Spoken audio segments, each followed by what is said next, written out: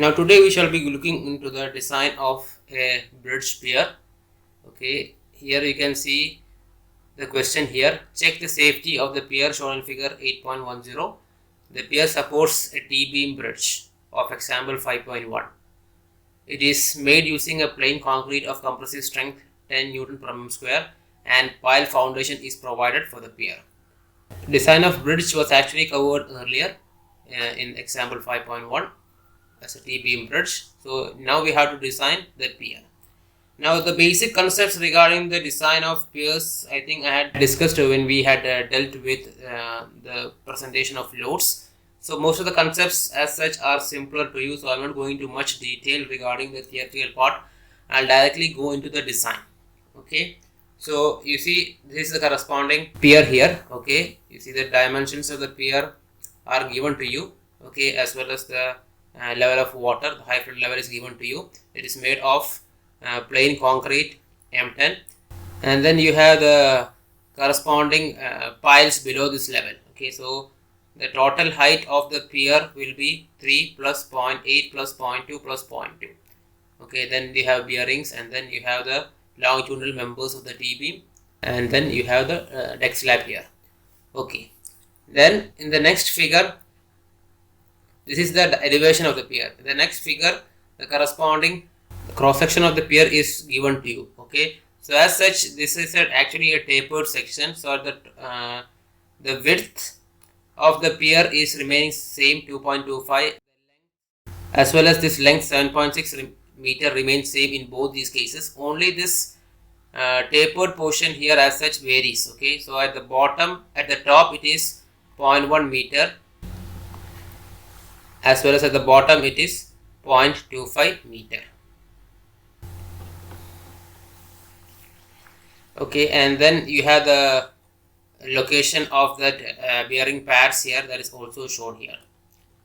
Now the first is regarding the dead load of the superstructure. So as such, the corresponding dead load is calculated here. The overhang portion is given, the curb, the railings, the fillets, the longitudinal girders, the cross girders, as well as the deck slab. All these corresponding parts of the super structure has been calculated, okay, based on the dimensions that is given.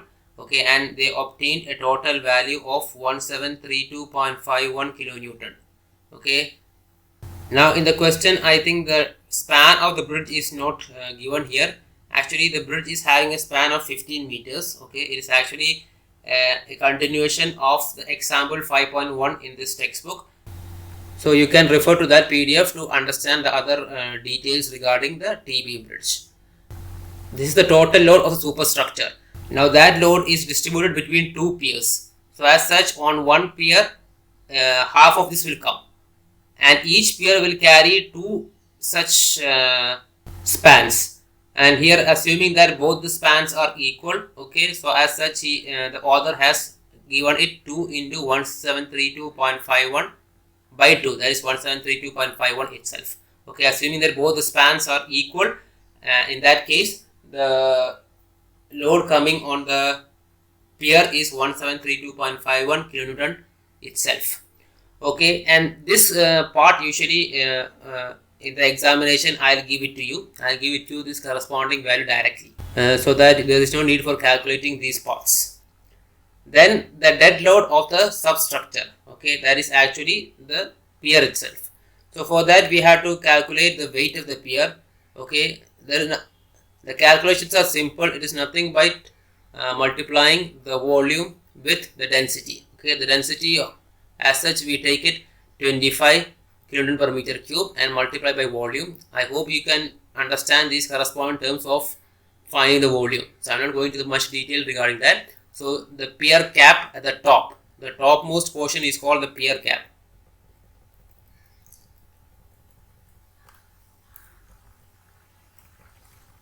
Okay, this is the pier cap, the dead load of this, and then you have the weight of the pier itself. That too, after finding the cross-sectional area at the base and at the top, means it is a tapered section here. Okay, the section is tapered from top to bottom. So finding the average area and then finding the volume, multiplying with density, you get 1703. Okay, this is the weight of the pier. And then the weight of the pedestals. Okay, the pedestals are given on top of the pier, and then the corresponding pedestals, since there are 6 pedestals here, the dimensions of each of these pedestals given to you, so multiplied by 25, you get the weight of one pedestal. There are 6 pedestals, so as such you get 3.15 kilonewton in total. So the total weight of the pier, you get it by adding all 3. So this you will have to find it out. This in the question, usually this part will not be provided to you. The dead load for the superstructure will be given to you in order to avoid calculations, but these calculations you will have to do it yourself. I'll just write for the things which you have to calculate as do. Okay, so this you will have to do it. Okay, and then the longitudinal force due to shrinkage. Now the longitudinal force due to shrinkage, as such, since there are 2 spans and both these spans are equal in our case, okay, or if in most cases we assume it to be equal, so as such there is no need for this calculation. So there is no need for this, so I am writing it don't. Okay, I hope you understand the basics of this shrinkage values. We had discussed the basic concepts earlier, so as such there is no need for this. Okay, then now next is the weight due to the bearing coat. Okay, this you can find it out by density that is given to you. So density is 22 kilonewton per meter cube. So as such you can find this. Usually what happens is that this value will also be provided. Sometimes what happens is that the corresponding bearing coat load is clubbed with the dead load. That creates a problem because the corresponding load factor for the dead load without surfacing is different from the surfacing load. For example, the load factor for dead load without surfacing is 1.35, whereas the load factor for surfacing is 1.75. So it is better that you treat both of these separately, but sometimes in the question, if both are clubbed together and only the dead load from the superstructure is given to you, there is no other option but to consider it as part of the dead load, and the load factor for dead load may be taken in that respect. Then the longitudinal force due to thermal load. This part also, you see, I am assuming both the spans are equal on either side, so as such any resultant value will not cause any horizontal force. Okay, if the spans are equal, then there is no need for this calculation also. So as such we assume the spans to be equal, so as such I am avoiding this. Okay, the basic concepts of finding the corresponding strain due to thermal load, okay, as such you have already studied it. You know the basic equation L alpha delta T, so depending upon that this has been found out, but it is not required from our calculation point of view, since if they are equal, okay, if both the spans on either side are equal, they will cancel out each other. Okay, so as such this is also not required. Then the force due to live load. Okay, now in this question a class 70 R loading is taken into account. So for this you will have to find 3 things. First is the vertical reaction. The second is the longitudinal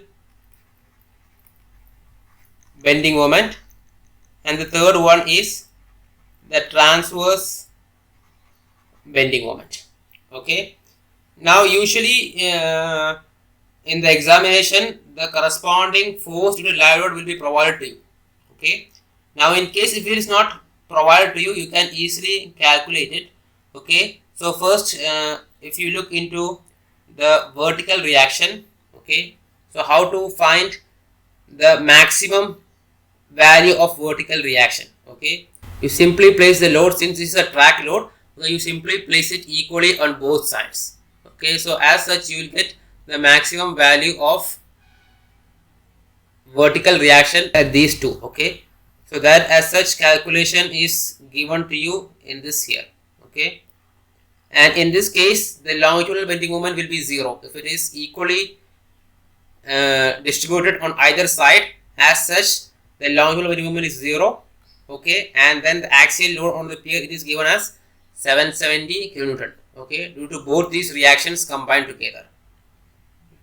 Now the second case is when the position of live load for maximum longitudinal bending moment. LM stands for longitudinal bending moment. Okay. Now in order to find the maximum value of longitudinal bending moment, you will have to move it to only one span. Okay. You will have to move it to only one span, and then since this value is already given to you, okay, we can find the corresponding reaction here as well as the bending moment here. Okay, it will be a case like this.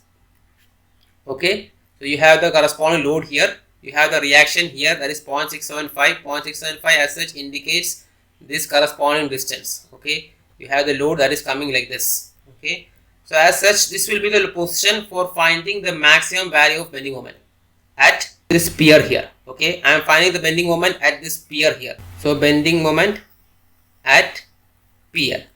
Okay, so you know this corresponding reaction anti-clockwise plus this corresponding clockwise. So in order to get maximum value, you will have to place the loading like this. Okay, so from this you got 687.35. Usually this live load part will be given to you, but just to explain how it is calculated, I am going through these parts. Okay, in the examination the live load will be usually given to you. Okay, so as such the corresponding reaction, vertical reaction as well as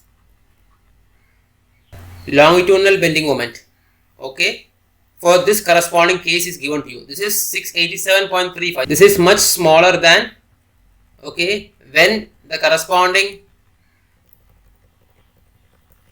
value was symmetrically placed. Okay, here the reaction we got it as 770.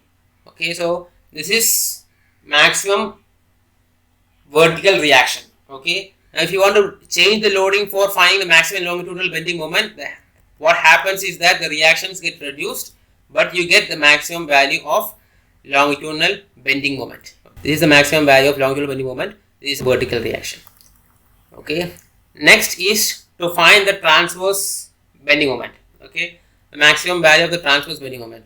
So as such, this corresponding value, since it is 70 R loading, okay, they had given the corresponding placing of loading based on the minimum distance from one end, and they had obtained the location of the resultant force, and depending upon that location of the resultant force, they had found out the corresponding value of eccentricity E here, and depending upon that the transverse bending moment as such was obtained. Okay, so that load eccentricity is given to you here. Okay, so depending upon that the transverse bending moment was given to you here. Now for transverse bending moment also the corresponding vertical reaction will be the same. Okay, the vertical reaction will be the same as we had obtained earlier. Okay, 640 something.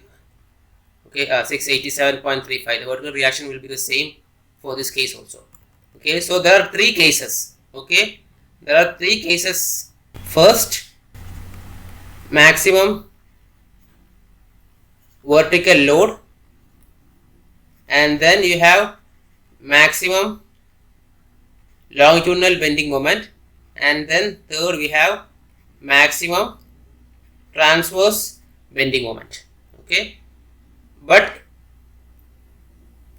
in the examination all these values will be given to you. Okay, so as such there is no need for calculating this, but as such I had gone through it just for understanding.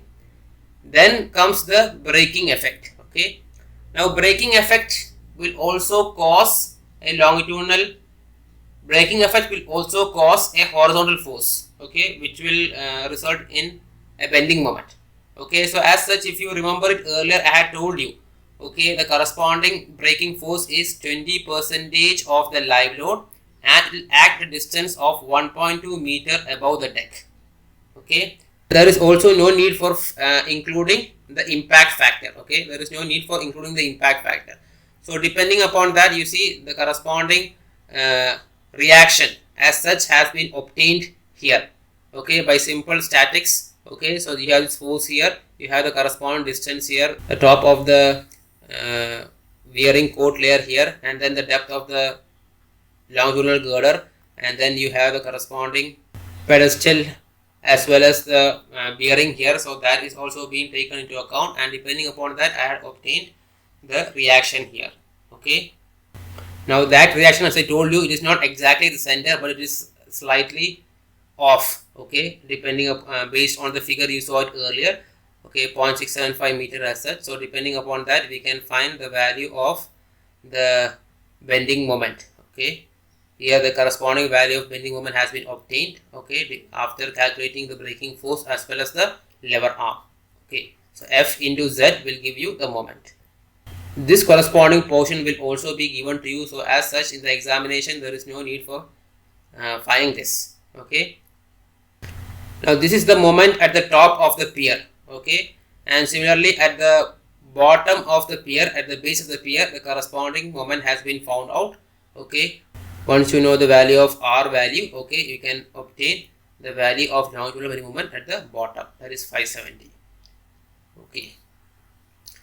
Now this is the force due to wind load on the superstructure. Okay, this is the superstructure. This also in the examination there is no need for obtaining it, but this I'll go into the basic concepts of it in order to explain how the corresponding wind load acts. Now the bridge is located in Calicut. Okay, and it is assumed to be in a plain terrain. So if you refer to the IRC code, okay, figure 10 of IRC code, this IRC code will give you the basic wind speed for different parts of the country. So this is the corresponding map which gives the basic wind speed here for different parts of the country. So from Calicut here is somewhere around here. Okay, so you have a basic wind speed of 39 meter per second. Okay, so that is given here, 39 meter per second. And then the height of structure as such is 4.2 plus 0.01 plus 0.05 plus 1.5 plus 0.3. 4.2 is the corresponding height of the pier. Then 0.1 plus 0.05 including the pedestal and the elastomeric bearings. 1.5 is the depth of the girders till the top of the slab, and 0.3 is the height of the curb. Okay, so here I think I'll show you the figure of the corresponding bridge deck as given in the example 5.1. So this is the corresponding figure here. So 1.5 from the base of this longitudinal girder till the top of the deck is 1.5, and then you have a 0.3 meter curve. So this is what is given here. Okay, so total 6.15 meters, it is less than 10 meters. Now for the basic wind speed of 33 meter per second, and you are considering a plain terrain and height less than 10 meter. So from table 12, okay, of IRC 6 code, you will get the hourly mean wind speed as well as the horizontal wind pressure. Okay, so this is the corresponding figure here. You can get up till height of 10 meter for a plain terrain. We are considering plain terrain. The hourly wind speed 27.8 and the pressure 463.70. Okay, so depending upon that, here it has been given. Okay, now for basic wind speed, corresponding value has been calculated. If you look at the code, this corresponding thing is actually for a basic wind of 33 meter per second here. So in order to calculate the corresponding value for 39 meter per second, okay, this 27.8 should be multiplied by 39 and divided by 33. I think there is a mistake here. It's actually 33. Okay, so 27.8 into 39 divided by 38, and 463.7 into 39 divided by 33, the whole square. So this is how you get the corresponding value of hourly wind speed and the horizontal pressure for the basic wind speed 39 meter per second. Okay, in the table it is given for 33 meter per second. So as such, from that you will have to calculate the values of 39 meter per second. Now next is the transverse wind force. We have been talking regarding the wind speed and wind pressure. So from this wind speed and wind pressure, we will have to calculate the transverse wind force on the superstructure. Okay, that is as per clause 209.3.3. So the equation of the corresponding transverse wind force is this one, Pz into A1 into G into CD, where G is the gust factor and CD is the drag coefficient. So we'll have to find A1, G as well as CD. Okay, A1 is the corresponding projected area of that superstructure, and you can see the code here, corresponding equation. So A1 is a solid area, G is the gust factor, and the gust factor as such you can take the value of 2.04 bridges up to a span of 150 meter. Okay, and then the drag coefficient. Now in case of slab bridges here, the B by D greater than equal to 10, it is one value, but we are having a beam bridge. Okay, so as such we calculate the B by D ratio, where B by D is the width to depth ratio, so that is given as 5.8, in which D is 1.5 meter, the depth of the longitudinal girder. Okay, and B as such the corresponding width of the entire bridge, so 7.5 meter carriageway width plus 1.2 meter the curb on both sides. I'll show you the figure here. Okay, so the total 7.5 plus 0.6 plus 0.6, that is 1.2 meter. Okay, so this is how you get that value of B. So depending upon that, okay, we find B by D 5.8, and the value of CD depends upon B by D. Okay, for a slab bridge, and B by D greater than 10, the corresponding CD is 1.1. But for us it is not a slab bridge, for us it is a beam bridge. So as such our value of CD shall be varying between 1.5 to 1.3. Okay, as the B by D ratio varies between 2 and 6. So you need to interpolate sometimes. Okay, so the value B by D ratio of 2 till B by D ratio of 6, the values of CD it is 1.5 to 1.3. If you want to find the value of B by D ratio for 5.8, you will get approximately 1.31. Okay, so this is how this corresponding value CD has been obtained. So depending upon that, the corresponding FT, the transverse wind force, has been calculated 45.81 Newton, and the point of acting of the result of the transverse wind force such will be at center of the projected area of the superstructure. As such 4.2 the depth of the pier, and then 0.1 plus 0.05 the pedestal as well as the bearings, and then 1.8 is 1.5 plus 0.3. Okay, 1.5 is the depth of the longitudinal girders, and then 0.3 is the height of the curve. So that half of that height. Okay, so 1.8 by 2. So this is 5.525 meters. So if you multiply this with this, you will get the moment. Then the corresponding wind force, okay, in the longitudinal direction. Okay, as per the code, the longitudinal force on the bridge structure is taken as 25%, okay, for beam or box girder, and 50% for truss girder. Since we are dealing with a beam girder or a T-beam bridge, so as such it is 25%. Okay, so FL, wind force FL is equal to 0.25 into FT. Depending upon that, we had got 11.45. Wind force as such is acting at the mid height of the superstructure, and in the transverse direction the mid height will be 1.5, okay, and not 1.8. Why? Because when you look in the transverse direction, the curb does not come into the projected area. So as such, this 1.5 meter is used here. Okay, and then the vertical wind force FV. Okay, this as per clause 209.3.6. Okay, it is given as PZ into A3 into C G into CL.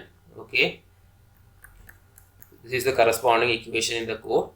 Okay, where A3 is the area in plan, CL is the lift coefficient, which shall be taken as 0.75 for normal type of slab, box as well as plate girders. Okay, so this value of CL is 0.75 in our case, and the gust factor, as we had discussed earlier, okay, it remains the same value. Okay, so if you look at this back, say CL given as 0.75, gust factor the same 2, and area in plan, okay, 15 meter is the total length of total span of the bridge, okay, multiplied by 8.7 meter. 8.7 meter is the total width, okay, that is 7.5 plus 0.6 into 2, okay, that will give you 8.7. Total plan area we got is 130.5. So depending upon that, we obtained FV. Okay.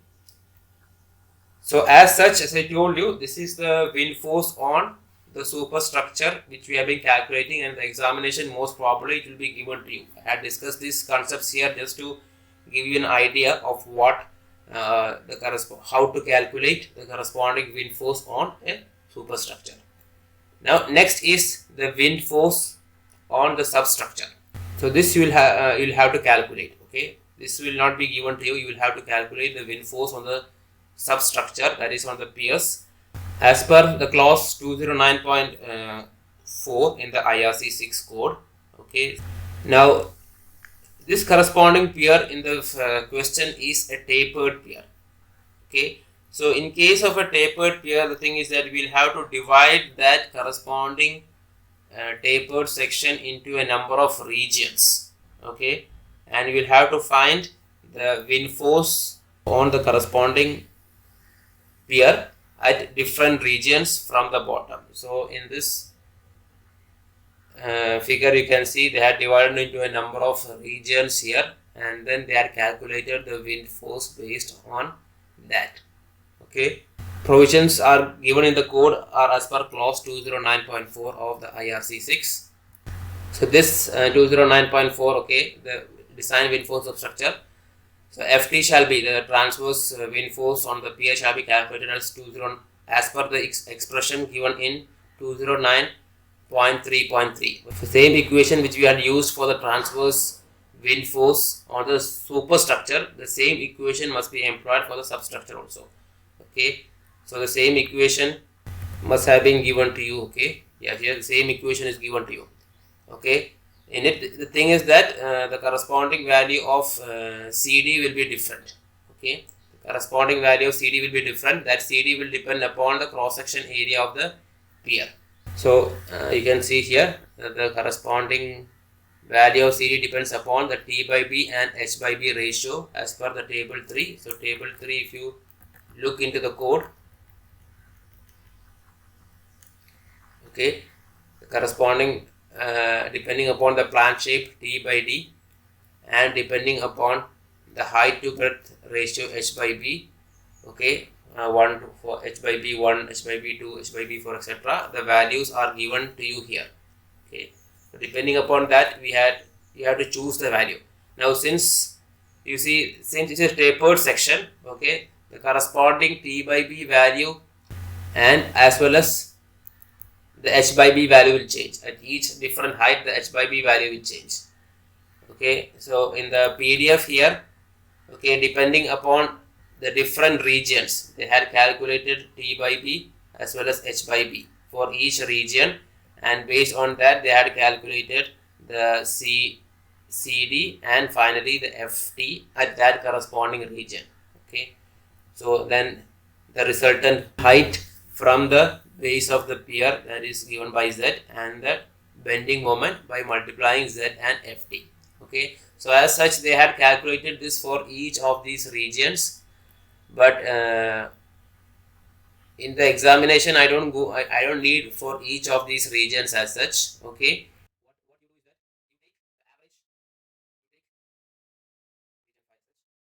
okay, so depending upon that they are obtain the total value of Ft, the transverse wind force on the pier, and Tm, the transverse moment on the pier due to the wind force, by Ft by adding all the values of the 5 regions, and Tm by adding all the values of the 5 regions. The thing is that if you calculate this one, you see in each of these values change in forces Ft, okay, is very small.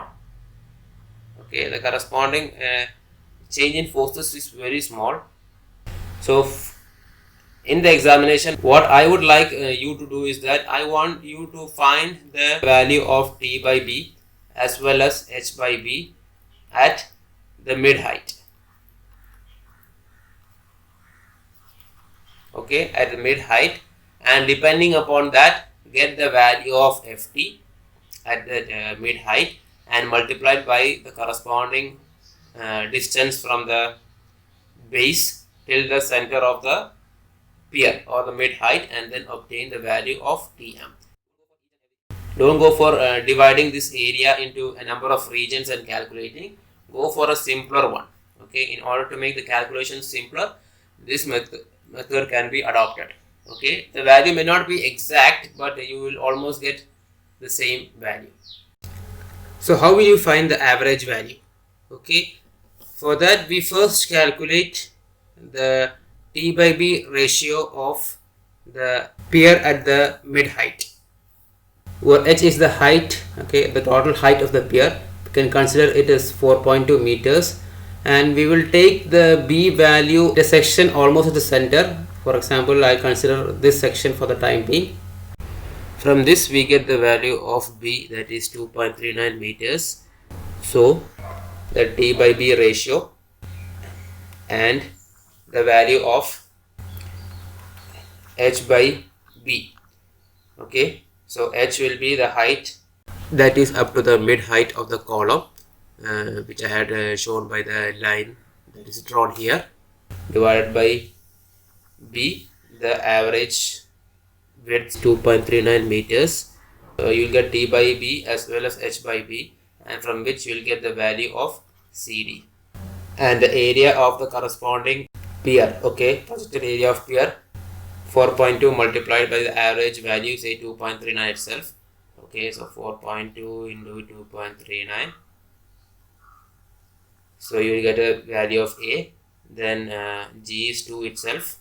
Okay, and P is already given to you. I think it is 0.64 kilonewton per meter square. So depending upon that, we will get the value of force F. Okay, and then multiplied by the mid height.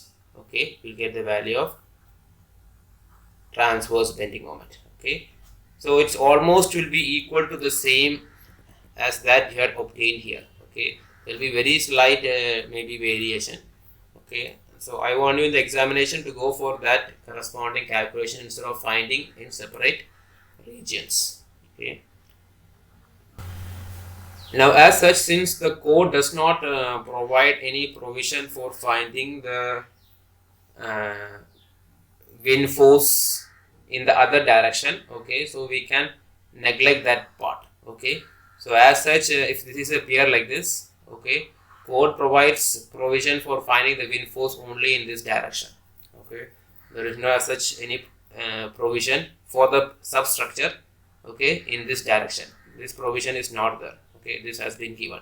So as such, we have calculated only that transverse force and transverse bending moment. Okay, there is no need for the finding the value of wind force in the other direction. Okay. Now next is the force due to the water current. Okay, now here I assume the corresponding, if this is the pier, the water is flowing parallel to the pier. Okay, this is the direction of the water current. Okay, so and we assume the velocity of flow as 1.2 meter per second. This value most probably will be given in the question. Okay, and the deepest cover depth is also given as 8.6 meters. This will also be given to you in the exam. Okay, with this value you can find the intensity of the water pressure. Okay, so the intensity of the water pressure as such is given as 0.52 into K into V square. Okay, where V is the velocity of the current in meter per second. Now this corresponding velocity is the design velocity. Okay, so the design flow velocity is taken as root 2 times V bar. Okay, root 2 times V bar, so root 2 times 1.2, that is 1.7 meter per second. Okay, and K is a constant that depends upon the different types of pier. Okay, K is a constant that depends upon the pier. if you want to if you want to refer to the provisions, refer to 210.3. okay, in 210.3.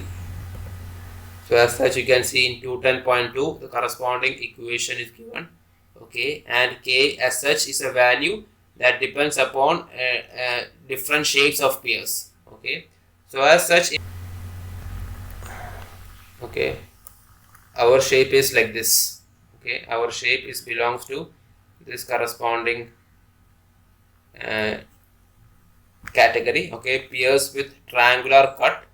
And if you look at the angle in between them, okay, if you look at the angle in between them, it is more than 30 degrees but less than 90 degrees, okay. So as such, the corresponding value of K, okay, it is the value vary from 0.7 to 0.9 here. So for the time being, I am taking the upper estimate of 0.9, okay. I'm not going for any interpolation right now, I'm just taking the upper value of estimate. So as such, 0.9 has been given here, okay. Now I hope you know the variation of this pressure, okay. It will be starting from the at 2v square at the level of the water surface till the maximum scour depth at which the value will be 0. So this will be the variation of the pressure. So depending upon that, now remember one thing, this is 2v square is at the top of the water surface, okay, not the top of the pier, not the bottom of the pier, okay. It is the top of the water surface till to a height that is equal to the height of the maximum scour depth. So based upon that, now here also there are two directions, the pressure due to the water current in two directions, along the transverse as well as along the longitudinal, okay. So in the transverse direction, okay, in this direction, okay, the corresponding value is 0.52 into kV square equals 1.35, okay. So 1.35 is the corresponding value of pressure at the top surface, okay, here, okay, here the value is 1.35, okay, and the bottom it is 0. Now we want to find the corresponding pressure due to the water current only acting on the pier here. So this corresponding area, okay, the pressure, this corresponding area you have to find out, okay. So 1.35 here you'll have to obtain it, and then finally here you'll have to find it out. That is what is given here, the pressure at the base of the pier, okay. So simple that triangular distribution as such, depending upon that we get it as 0.88. so that value is 0.88 here, okay. So top 1.35, bottom 0.88, okay. Now the force due to this corresponding pressure as well as the moment here at the base of the pier. So as such, the corresponding average value of P is obtained, and then the projected area of the pier projected to the water current, okay. This corresponding area here has to be found out, okay. So that since it is a tapered section, the variation is there, so depending upon that the average projected area is obtained, and then finally the transverse force due to the water current is obtained, okay, multiplying 7.29 with the average pressure, okay. And then the lever arm, okay, lever arm is obtained as 1.6 based on the calculation of the variation, okay, of trapezoidal section. So depending upon that Z is given, and finally the moment is given, okay. Now the longitudinal moment due to the water current, okay. I told you earlier when we discussed earlier that even though we assume the water to be flowing parallel to the piers, okay, a minimum design for 20 degree variation you'll have to do it, okay, a minimum design for 20 degree variation. So depending upon that, you see this corresponding figure has been given here, okay. So as such, a 20 degree angle, and we have the corresponding components V cos 20 as well as V sin 20, okay. For V sin 20, the longitudinal component as such, okay, we take the K value different as per 210.4. Okay, so if we refer to the 210.4, you see this is 210.4. The strikes at a pier at an angle. Okay, so depending upon that, the constant K as 1.5. Okay, for all piers except circular pier. Okay, so depending upon that, this K value is given as 1.5 and we obtained 0.52 kV square. The pressure at the top of the water surface was obtained by the equation 0.52 kV square, and then pressure at the base of the pier, this is also a triangular variation as self, so that was obtained as 0.17. Then the average pressure, then the area of the pier subjected to the water pressure, okay, the other side area, okay, this corresponding area of this corresponding side, okay, average area that was obtained, and then the longitudinal force was obtained, okay, by multiplying the corresponding value of area and the average pressure, and then finally the lever arm, okay, and the longitudinal bending moment. So as I told you, in water current we'll have to find both the transverse as well as the longitudinal bending moment. Now there is no need for finding the corresponding in the transverse direction, okay, due to that inclined value of water flow. Why? Because we had already obtained the value of full flow in that other direction for V itself. So there is no need for additional V cos 20 in that direction. Okay, so there is no need of adding V cos 20 in the calculation, so that can be neglected. Okay, so as such we'll have to look only for the component of the V sin 20. The next calculation is the buoyant force. Okay, so the buoyant force as such should be calculated based on the average area of the pier between the high flood level and the corresponding base of the pier. Okay, so this corresponding high flood level, the area was calculated, and then it is obtained as 17.86. Then the area of the pier at the base of the section is obtained, so the average area we obtained as 18.94. So the submerged volume, a volume of the pier that is submerged, is obtained by simply multiplying the average area multiplied by the height that is submerged, that is 3 meters. Okay, depending upon that we get the volume, and from that volume we'll get the buoyant force. Okay, now we have to go into, so that is with regard to finding all the forces that is acting on the pier. Now we have to go for the proper load combination.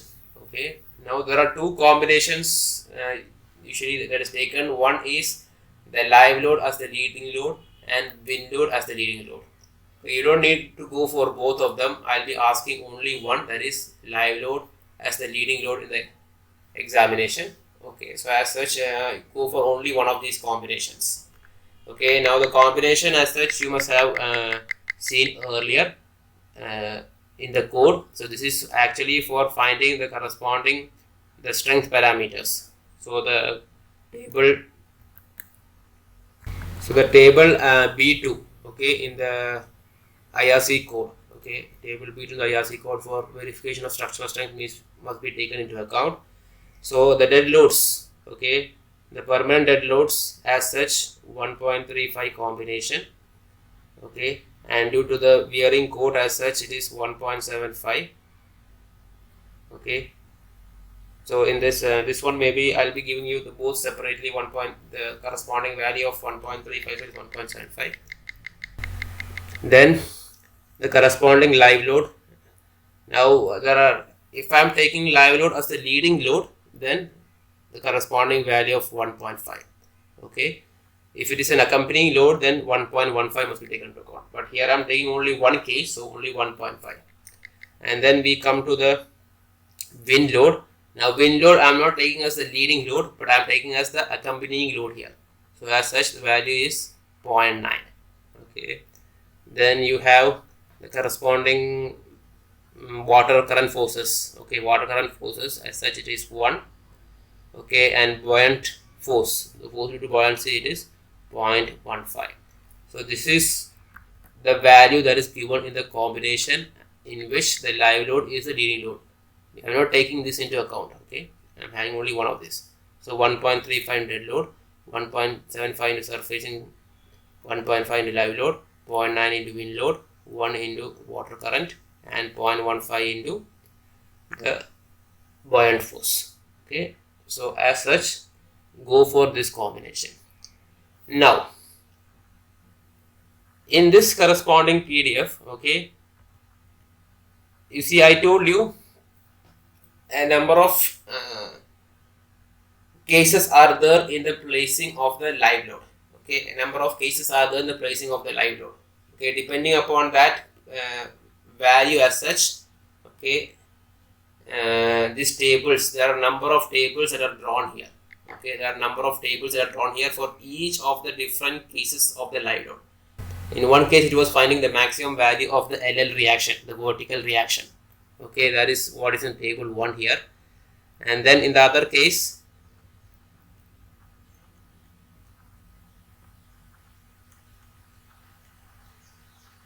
okay, maximum value of bending moment, longitudinal bending moment. That was the other second case. Okay, these are for normal conditions. Both of these are for normal conditions. Okay, and then the same thing we have for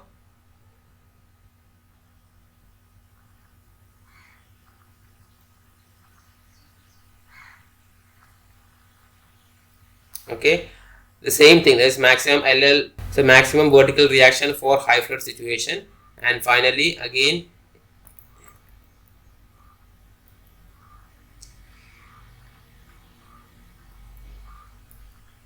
okay, maximum bending moment due to high flood situation. Okay, now I hope you understand the difference in the maximum vertical force and the maximum bending moment. If you can see in the first two tables itself, you will know the difference.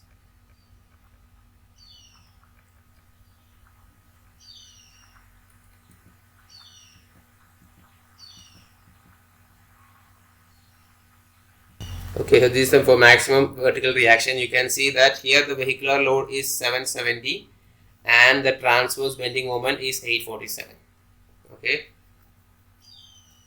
Okay, similarly in the second table for the maximum longitudinal bending moment. Okay. So for here the corresponding value is 687.35 and here we have obtained both transverse as well as the longitudinal bending moment. That is one variation, okay, between the two. So we have we obtained, I told you there are three cases. One is vertical reaction, maximum vertical reaction, then maximum longitudinal bending moment. Actually there are only two cases because the transverse bending moment will come in both, in the vertical reaction case as well as the longitudinal bending moment case. Now for each of these cases, two instances are taken into account. One, the normal condition, and the other, the high flood level condition. Now what is the difference between these two? So if you come to the table 1 again,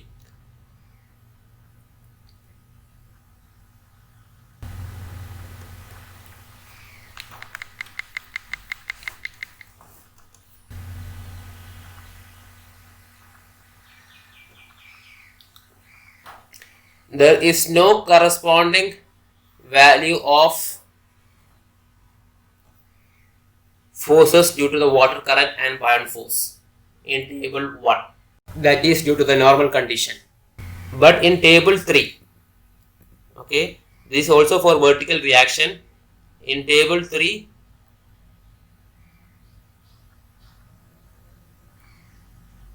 you see the values of the corresponding forces due to the water current as well as the buoyant force will be taken into account. This is the case of high flood level condition. Okay. Similarly, between table 2 and 4, in table 2, in normal condition, okay, normal condition means that there is no water in the river below. Okay, that is what you mean by normal condition. Okay, high flood level condition means there is full water under the bridge.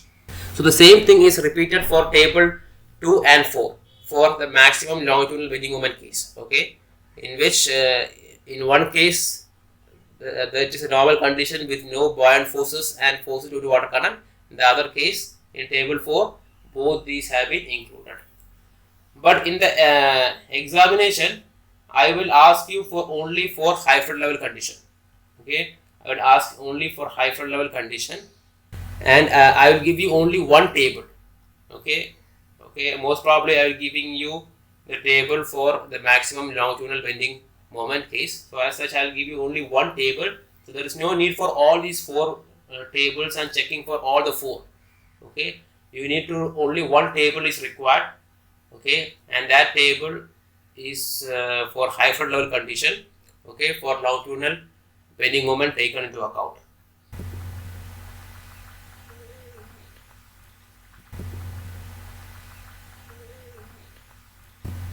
So I will show you that corresponding table here.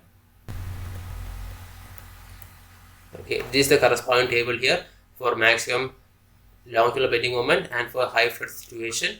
Okay.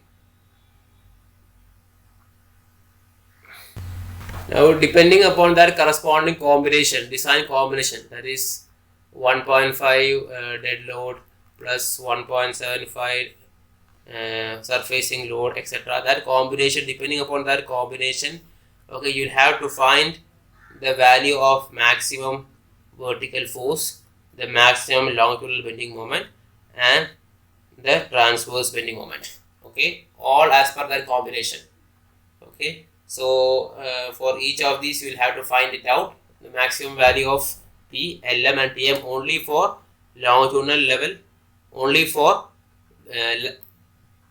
live load leading. Okay, this will only be asked in the examination. So as such, we will have to find this out. The next is finding the stress at the base of the pier. Okay, so for that you will have to find the cross sectional area as well as the moment of inertia along both directions, along x direction as well as along the y direction at the base of the pier, and then depending upon that find the section modulus. Now here the section modulus, here you see the section modulus has been given based on the 4 different points here. Okay, if this is the base of the pier,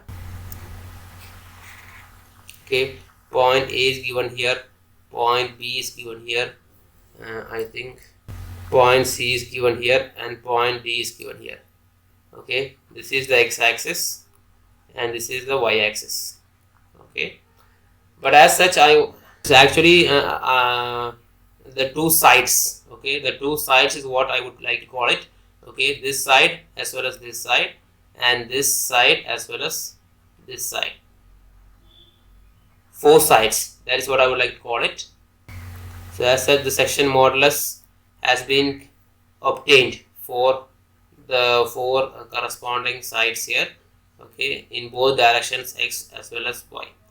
Okay, so ZXA, ZXB, section modulus on the 2 sides with respect to the x-axis, and ZYC and YD, the corresponding sides at C and D with respect to the y-axis, and again with respect to the y-axis, I am also finding the values of the sides A as well as B.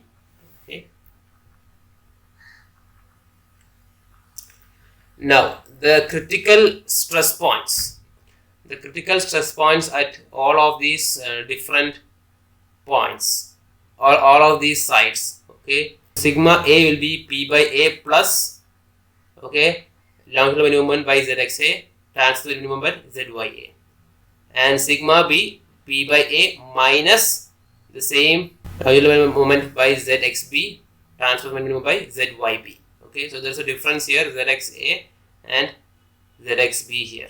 Okay, similarly rho C, sigma C as well as sigma D. Okay, P by A into, as such along this direction there will no need of longitudinal bending moment, only transverse is required. Okay, so depending upon that we will have to find the critical section at 4 of these points, and finally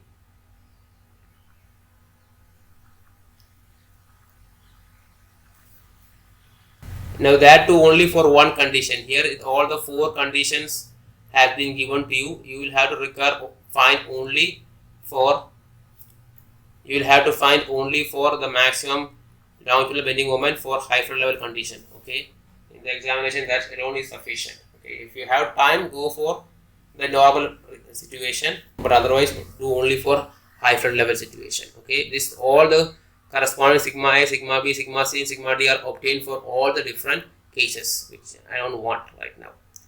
Okay, and then you find the the corresponding allowable stress here. You see, we had already said that we are using M10 grade concrete, so the design compressive strength is 0.45 FCK and tensile strength is approximately 1/10 of compressive strength. So if the stresses, the maximum compressive stresses is less than that, then it is okay. Okay, and you will see if there is any tensile stresses are occurring in the pier, but in this case there is no tensile stresses, so as such it is safe. Okay, I'll show you a sample way in which how I will be giving you this question of pier in the examination. Now this is a sample question which I'll be giving to you. See, the question is the same thing, the figure is also the same thing. Okay, so as such, so the superstructure details have already been given to you here. The dead load due to superstructure, the wearing coat, the vehicular live load. Okay, this has been for case of maximum longitudinal bending moment. Okay, so that has been provided to you. The braking effect has been provided to you. The wind load has been provided to you. The wind load only due to on the superstructure. Okay, not on substructure, only on the superstructure. So the superstructure loading details has been provided to you, and the substructure things you will have to find it out. That means substructure you will have to find the water current, the buoyant force, the wind force, etc. And to make the calculation simpler, I already provided the average wind pressure. Okay, the average wind pressure has already been given to you, so there is no need for obtaining the pressure as such. Okay, you just have to find out the corresponding force and moments due to this pressure. Okay. So a similar type of question shall be included in your question bank as well as in the most probably in the examination. So I hope you must have understood the details of the design of the pier. We had already covered all the aspects of forces acting on the pier. Okay, earlier when we discussed in the presentation of loads, I had not gone into the theoretical part of that because we had already discussed that earlier. Okay, this is just the explanation of the problem, how you can do it in the examination. Okay, thank you all.